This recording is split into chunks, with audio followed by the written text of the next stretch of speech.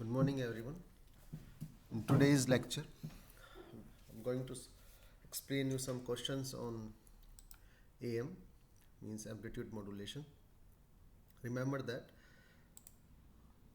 in the questions which will come in the exam, everything will be given to you in the form of like whether you have to solve it with the help of AM, you have to solve it with the help of SSBSC or DSBSC.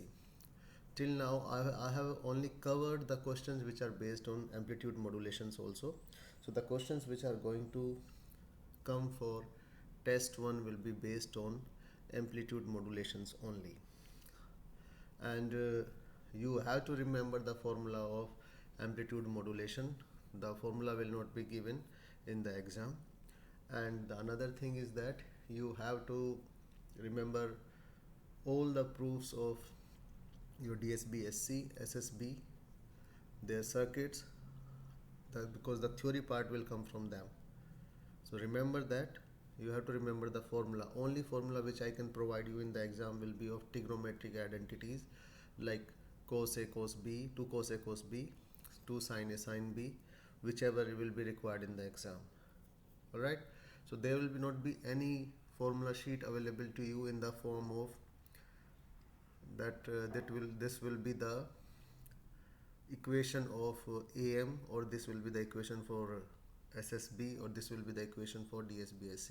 You have to remember those equations, because if I'll provide you those equations also, then you are not going to solve anything in the exam. Everything you will just put in the formula and you will get the answer.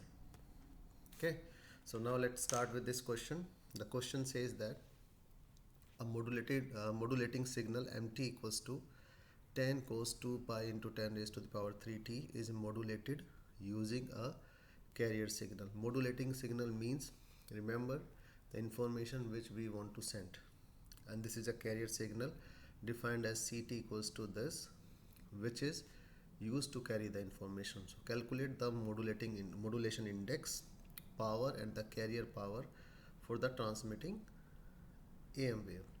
When we are talking about power, that means the total power you have to calculate. The carrier power means, let's say we denote it by PC, you have to calculate it.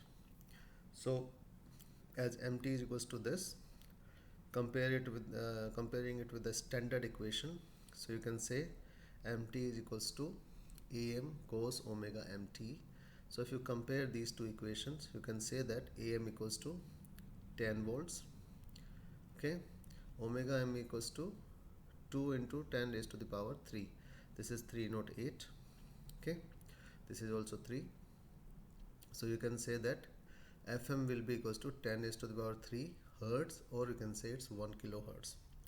Now if you compare in a similar way carrier wave with the standard equation, so this will be AC, means 50 cos omega Ct, or you can say, if I write it in this form, AC cos 2 pi FCT, then we have 2 pi Fc equals to omega C equals to 2 pi into 10 raised to the power 5.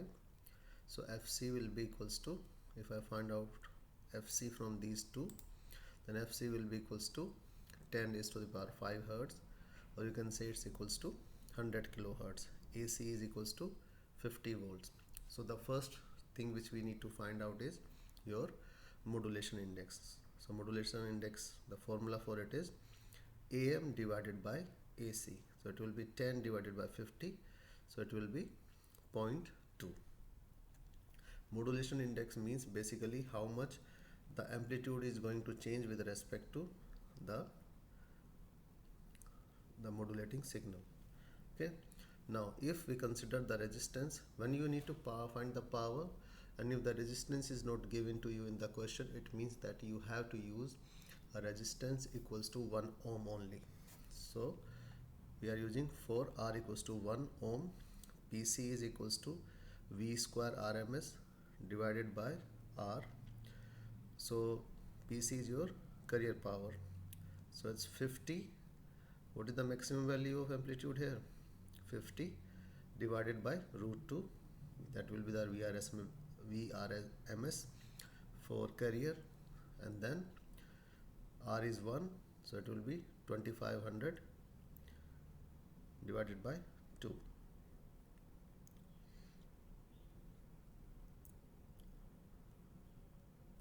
just square it. Then total power is equals to PC into 1 plus mu square by 2, or you can find the total power separately also. Sorry, the power of the modulating signal means PM, and then you can add it with PC and then you can find out.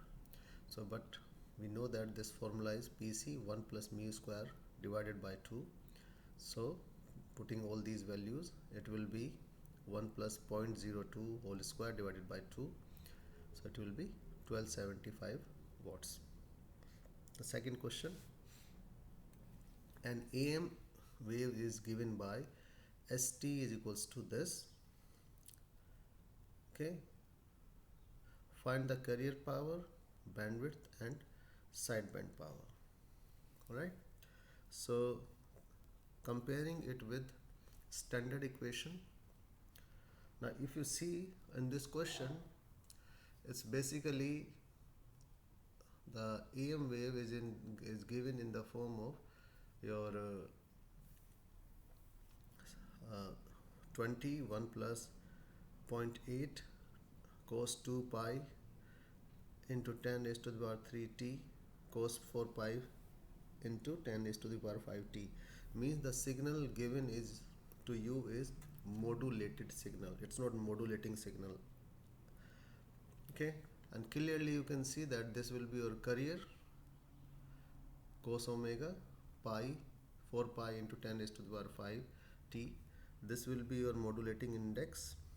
Okay, and this will be your AC if you compare it with the standard equation, and this is your modulating signal if you remember this. So it's given in this form also.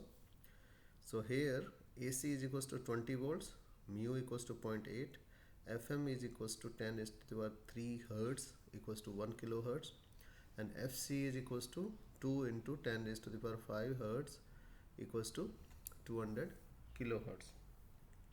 Then your PC is equals to V square RMS divided by R, or you can say it's AC square divided by 2R. As I told you, if resistance is not given, use it equals to 1 ohm. So it will be 20 square divided by 2, so it will be 200 watts. And total sideband power will be mu square PC divided by 2. So sideband power, when you will put the value, will be this. And for this, you know that for AM, what will be the bandwidth? Bandwidth is always equals to twice FM, means whatever the maximum frequency of modulating signal. So it's equals to 2 into 1 kilohertz equals to 2 kilohertz. Thank you.